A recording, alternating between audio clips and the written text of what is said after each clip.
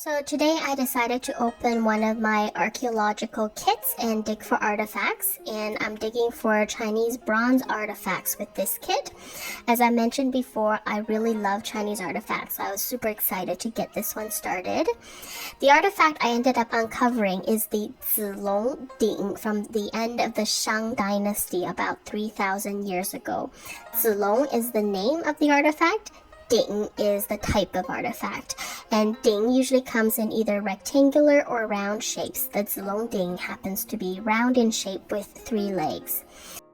Nowadays, it stands at the National Museum in Beijing. It was initially found in the 1920s in Henan province. It stands about 103 centimeters tall with the words Zilong imprinted inside the vessel, which is where it got its name.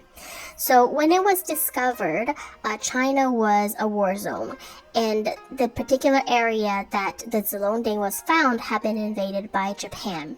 As they were retreating, they took the Zilong Ding with them, and for a long time no one knew where this artifact had ended up or what happened to it.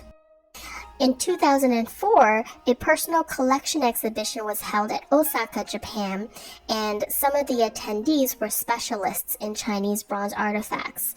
They immediately recognized the importance of this particular vessel and reached out to the Chinese government in an attempt to negotiate with the Japanese side for the artifact's return.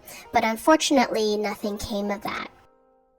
After a couple more years, it resurfaced in the private collection of a Hong Kong businessman who agreed to sell it to the Chinese government for 68 million yuan, which is approximately 9.5 million US dollars.